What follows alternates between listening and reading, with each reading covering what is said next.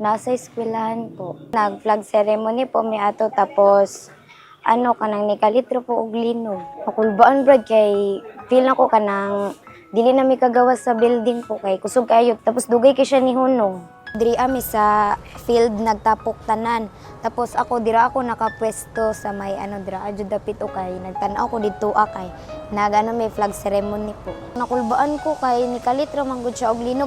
First day of school jud to brad gipunto jud siya na naglinog. Ang building po kay kanang nahugno jud siya tanan. Tapos ang mga agyanan kay naliki. Para ang na-damage. Pahuman na unta mong flag ceremony, magsulod na unta mi dira kay mangita sa amuang section good.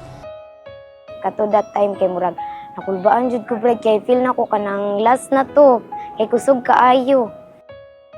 Naisip ko po noon yung pamilya ko po at bahay po namin. May nag-uli mi tapos mo to ningon akong mama wala na daw mi balay nga nagilak na siya kay nakulbaan. Naguba na siya kanang dili na siya pwede mapuy-an, dili na siya pwede matulugan. Tent lang po may inig matulog tapos sa waiting shed gipamutang ang mga gamit uban.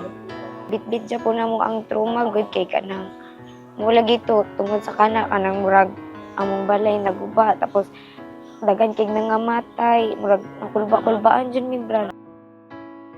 Sa mga gipang teksto sa pagsimba brad kay kanang palikon niya mong kasinda-sinda na biskang nakaagimig ing ato kanang mosimba Japon ni kay para balag didto lang makaano balag kara lang na kara lang na way makapasalamat kay sa ako kay makaampo sa pagsimba brad among ginaampo kay kanang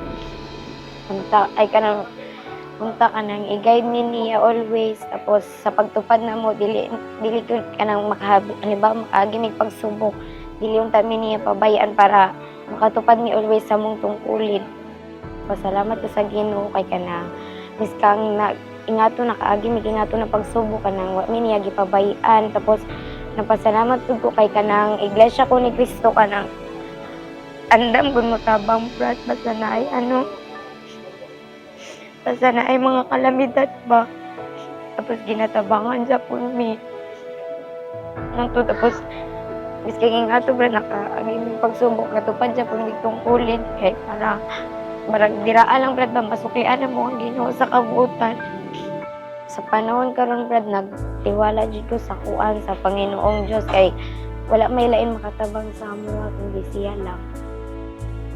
Karon kay padayon lang Japon kay kabalo man ni dili jud mi pabayaan.